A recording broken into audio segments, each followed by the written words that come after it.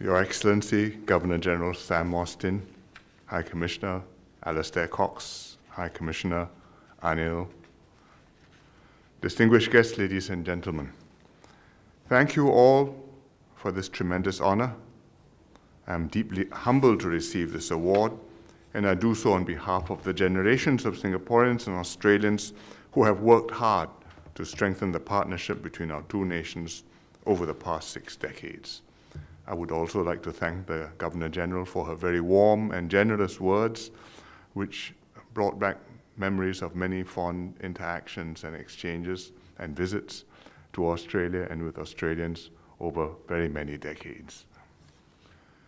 From Singapore's early uncertain days as a fledgling nation, Australia has been a steadfast friend. You were among the first to recognize our independence, and in fact, the first to establish diplomatic relations with us.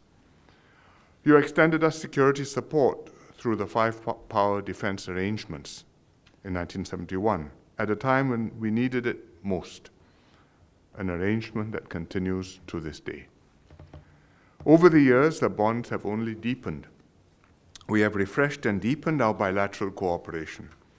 On security, Australia has long welcomed the Singapore Armed Forces to train in your country. And this year we are celebrating the 35th anniversary of Exercise Wallaby, the SAF's largest unilateral exercise in the Shoalwater Bay training area. On trade, the Singapore-Australia Free Trade Agreement, SAFTA, signed in 2003, was Australia's first bilateral FTA with an Asian country. In new and emerging domains, we recently signed the Singapore-Australia Digital Economy Agreement and the Green Economy Agreement, paving the way for new fields of cooperation. And now we are exploring how both countries can strengthen our economic resilience in times of crisis. In 2015, we launched the Comprehensive Strategic Partnership, which frames and focuses our efforts to strengthen partnerships across many important sectors.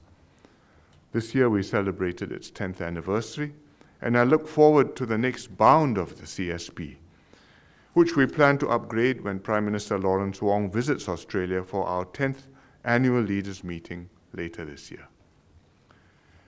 Beyond your bilateral relations with Singapore, Australia has long played an important role in the region. Australia became ASEAN's first dialogue partner in 1974, and Australia and Singapore collaborated closely to launch the ASEAN Regional Forum.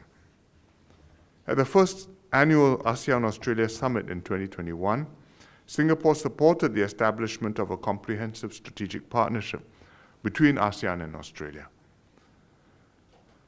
I made my last visit to Australia as Prime Minister in March 2024, and that was, in fact, for the ASEAN-Australia Special Summit to commemorate the 50th anniversary of dialogue relations between ASEAN and Australia.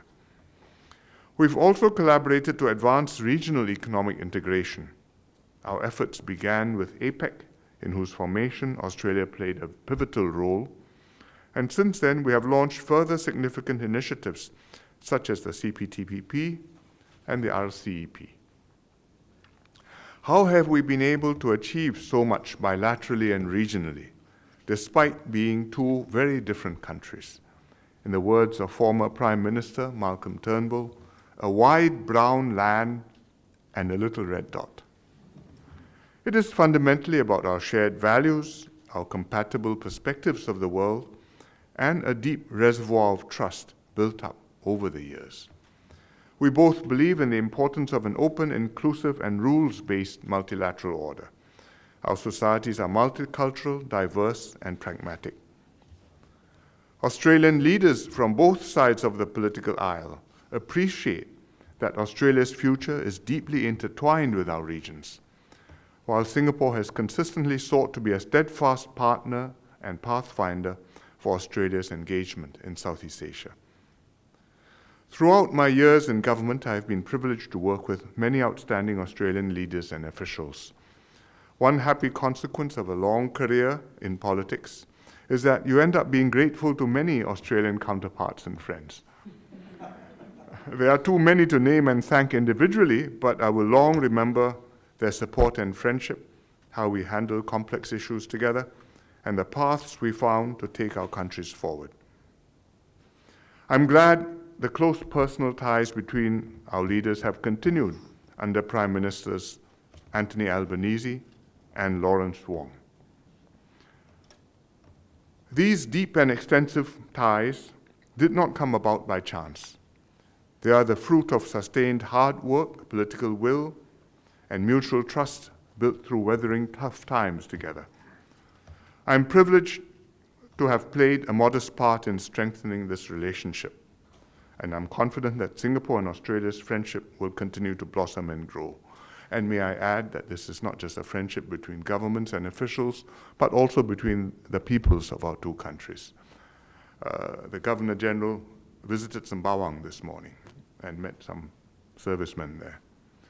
Sembawang is one of our group representation constituencies in Singapore. It's divided into, I think, 5 pieces. And the piece which you visited used to be called Canberra, because it was the British naval base and there was a gate to the naval base which was called Canberra Gate. But with the increase of the population in Canberra, Canberra had to be split. So it is now 2 divisions instead of one of which needed a new name. And the new name we called Naval Base, and the old name, the other half, is called Canberra. So I asked the MP, I met the MP this afternoon for lunch, it so happens, and I asked him, how do the residents like this? He said, well, the old folks like Naval Base because they remember the times when the British were there. The young people, they like Canberra. They don't remember the history, but Canberra is in Australia and that's a good place. So there's a lot of goodwill, and I think it bodes well for our relationship. 60 years is a significant milestone. In Chinese culture, it is one complete cycle of the Chinese calendar. It is so in relationships between countries, and is also significant in a person's life. So I wish the governor a very happy 60th birthday to come, and I wish our relations between Singapore and Australia many more happy years and at least one more 60-year cycle of depth and friendship and understanding ahead.